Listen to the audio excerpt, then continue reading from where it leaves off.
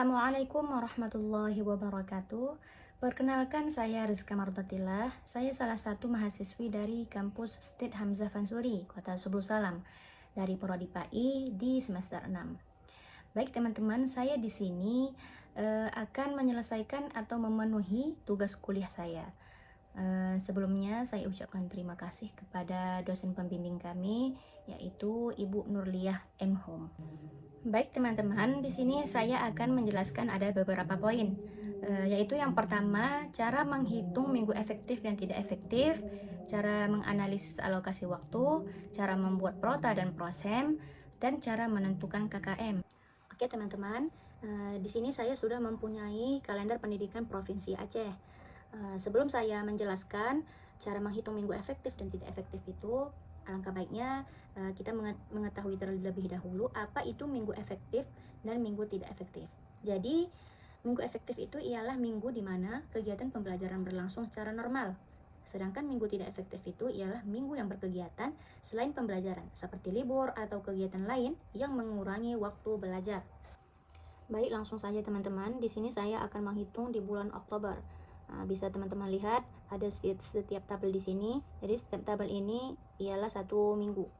Sebelumnya perlu diketahui tidak dikatakan atau tidak terhitung satu minggu jika tanggalnya ini kurang daripada 4. Contohnya di bulan September ini hanya 2 tanggal. Maka ini tidak terhitung satu minggu. Kalau ini karena 4, maka dikatakan satu minggu. Berarti di dalam bulan Oktober ini ada 5 minggu. 1, 2, 3, 4, 5. Kemudian yang berwarna ini bagaimana? Yang berwarna-warna inilah yang nanti menandakan bahwasannya minggu itu efektif atau tidak efektifnya, tergantung keterangannya masing-masing. Contohnya di bulan Oktober ini di warna yang ungu ini. Bisa kita lihat di sini tanggal 1, 2. Kita lihat ke bawah. Yang berwarna ungu tadi yaitu pelaksanaan ANBK sesuai jenjang. Jadi di sini kita lihat tanggal di bulan Oktober ya, di tanggal 29 September sampai dengan 2 Oktober 2025 yaitu pelaksanaan ANBK tingkat SD sederajat. Jadi itu tidak berpengaruh ya teman-teman. Tidak berpengaruh pada sekolah SMA 1 Negeri Kota Subul Salam. Maka di bulan Oktober ini terhitung semuanya minggu efektif ya teman-teman. Minggu tidak efektifnya itu 0. Jadi nanti teman-teman bisa melihat keterangannya masing-masing di bulannya masing-masing. Jadi teman-teman nanti bisa melihat bulan-bulan lainnya pada keterangannya masing-masing. Kemudian kita masuk pada alokasi waktu. Jadi dalam minggu efektif tadi kan sudah dapat 40 minggu. Jadi di sini dibagi semester ganjil dan semester genap per 20 minggu. Dan langkah-langkah pertama membuat alokasi waktu itu ialah tentukan terlebih dahulu jumlah JP atau jam pembelajaran per minggu. Misalnya berdasarkan struktur kurikulum PAI di SMA itu satu minggunya itu 3 JP jam pembelajaran. Jadi 1 JP itu 45 menit. Kemudian hitung semua total JP selama dalam 1 tahun. Dalam 1 tahun pembelajaran. Di sini saya sudah catat 3 JP kali 40 minggu. 40 minggu tadi, minggu efektif yang tadi dikalikan. Jadi hasilnya 120 JP per tahun. Jadi di sini dapat 120 JP per tahun. Oke, langkah selanjutnya kita bagi total JP ke dalam materi atau tujuan pembelajaran. Misalnya dalam CP terdapat 6 TP atau 6 tujuan pembelajaran. Di sini saya kasih contoh ya teman-teman. Di sini ada angka 1, 2, 3, 4, 5, 6 tujuan pembelajaran. Di sini sudah saya buat TP-nya ini. Kita buat singkat seperti ini ya teman-teman, TP 1, 2, 3 dan selanjutnya. Kemudian alokasi waktu. Kita bagi daripada ini tadi ya teman-teman, kita bagi langsung per 20 JP. Kemudian keterangannya contohnya yang pertama ini, TP pertama materi dasar, yang kedua materi inti, materi aplikatif, materi lanjutan, kemudian penilaian dan evaluasi. Kemudian 120 JP tadi kita bagi rata ya teman-teman, yaitu ke semester ganjil dan semester genap. Jadi di sini semester ganjil 3 JP kali 20 minggu, kemudian semester genap 3 JP dikali 20 per minggu. Jadi 3 JP dikali 20 per minggu yaitu 60. Jadi hasilnya 60 JP. 60 JP di semester ganjil dan 60 JP di semester genap. Kemudian TP-nya tadi kita bagi teman-teman dibagi per semester, yaitu ada semester ganjil dan semester genap, yaitu TP 1, 2 dan 3 per 20 JP, yang genap seperti itu juga 20 JP. Jadi di sini totalnya per 60 JP. Ke tujuan pembelajarannya masing-masing ya teman-teman. Jadi inilah sekilas cara. Baik teman-teman, di sini saya akan melanjutkan pembahasan kita yaitu pada prota dan prosem. Pertama-tama saya akan menjelaskan pengertiannya terlebih dahulu. Prota adalah rencana pembelajaran yang disusun oleh guru sebagai acuan kegiatan belajar mengajar selama 1 tahun ajaran. Prota mencakup jumlah minggu efektif, KD yang akan dicapai, serta alokasi waktu untuk setiap KD dalam 1 tahun. Tujuannya ialah menyusun gambaran umum pembelajaran dalam 1 tahun, menentukan distribusi waktu pembelajaran, mempermudah penyusunan rencana pembelajaran. Adapun komponen-komponen Prota yaitu identitas sekolah, semester, KD atau TP, alokasi waktu, bulan, dan keterangan. Kemudian PROSEM, yaitu program semester, adalah perencanaan pembelajaran yang lebih rinci dari Prota, disusun untuk 1 semester. PROSEM menguraikan minggu keberapa pembelajaran dilakukan, materi pokok, dan kegiatan pembelajaran untuk setiap KD. Tujuannya ialah menjabarkan Prota ke dalam kegiatan belajar yang lebih terstruktur, dan menentukan kapan KD diajarkan dalam semester tersebut. Kemudian sebagai dasar dalam menyusun RPP atau modul ajar. Kemudian komponen-komponen program semester yaitu ada identitas sekolah, KD atau TP, indikator, materi pokok, kegiatan pembelajaran, alokasi waktu, penilaian, sumber belajar, dan keterangan. Baik, di sini saya sudah mempunyai contoh daripada program tahunan. Jadi sebelum kita membuat program tahunan, itu kita pertama membuat identitas sekolahnya terlebih dahulu.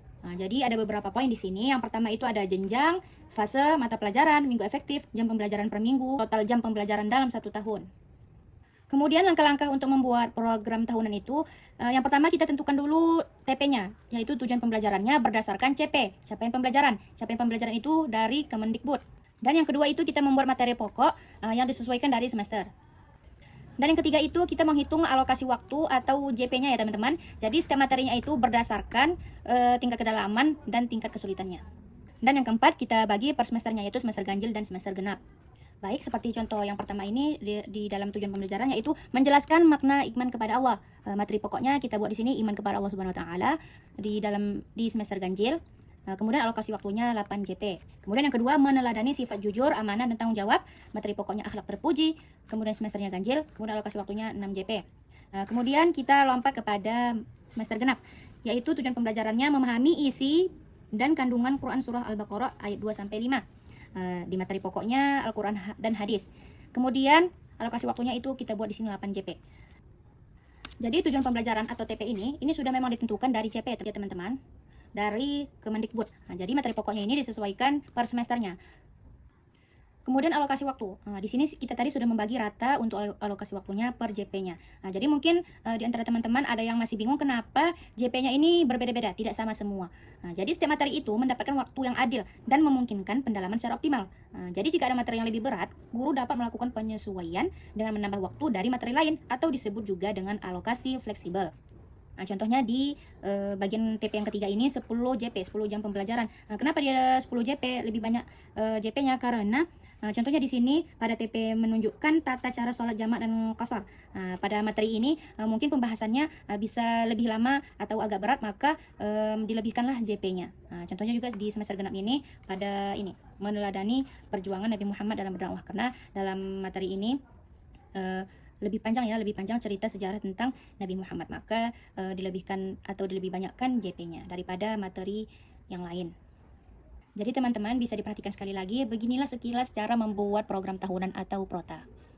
Kemudian mari kita lihat di sini sudah ada totalnya, yaitu 48 JP di semester ganjil dan 48 JP di semester genap. Jadi hasilnya di sini berjumlah 96 JP. Jadi ada sisa 24 JP lagi. Jadi sisa 24 JP ini bisa dibuat untuk melakukan cadangan, praktik, ujian, penilaian tengah, dan akhir semester. Ataupun bisa juga digunakan untuk melakukan pengayaan atau remedial dan lain-lainnya. Jadi sekian dari saya cara membuat Prota, dan kita akan lanjut pada pembahasan cara membuat program semester atau PROSEM. Oke teman-teman, selanjutnya kita akan masuk pada pembahasan program semester. Jadi di sini saya sudah mempunyai contoh daripada program semester SMA Negeri 1 Simpang Kiri, Kota Subul Salam. Di sini sudah ada semester ganjil dan semester genapnya. Jadi sebelum kita membuat program semester ini, kita membuat identitas dulu seperti Prota tadi. Baik, langkah yang pertama yaitu kita mengumpulkan data terlebih dahulu, seperti yang kita peroleh dari Prota tadi. Yang kedua yaitu menentukan tujuan pembelajaran. Misalnya dari program tahunan tadi, semester ganjil itu ada TP1, TP2, dan TP3. Kita tentukan di minggu di sini. Kemudian yang ketiga, kita melakukan pemetaan materi pokok.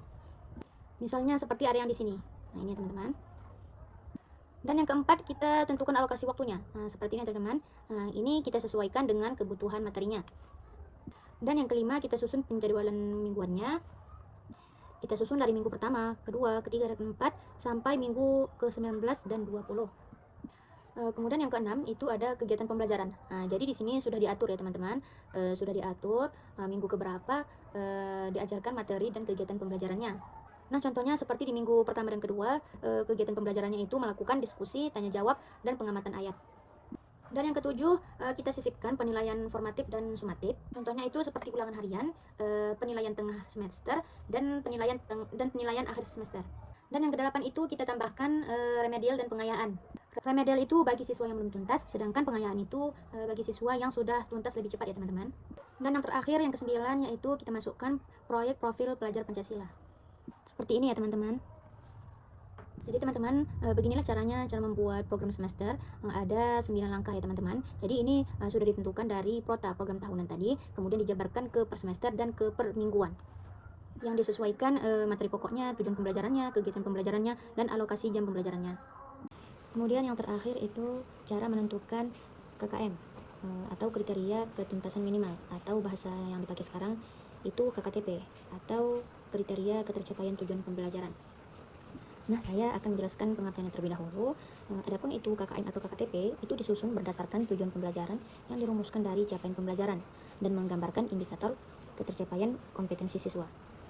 Jadi langkah-langkah yang pertama itu kita lihat terlebih dahulu dan kita pertimbangkan dari kemampuan peserta didik. Kemudian yang kedua, kompleksitas materinya, dan yang ketiga, lingkup dan kedalaman materinya sampai mana sehingga bisa kita tentukan KKTP atau KKM-nya. Jadi teman-teman, di sini saya sudah mempunyai contoh format KKTP. Nah, jadi bisa dilihat di sini pada kolom yang pertama ini ialah rangkuman daripada capaian pembelajaran atau CP. Kemudian kolom yang kedua ini di situ nanti diisi untuk nilai, yaitu nilai-nilai dari materi, misalnya Al-Quran, hadis, akidah, akhlak, fikih, dan lain-lainnya. Dan begitu juga dengan seterusnya. Jadi teman-teman, begitulah cara menentukan KKM atau KKTP peserta didik. Cukup sekian dari saya. Terima kasih telah menyimak videonya sampai sini. Assalamualaikum warahmatullahi wabarakatuh.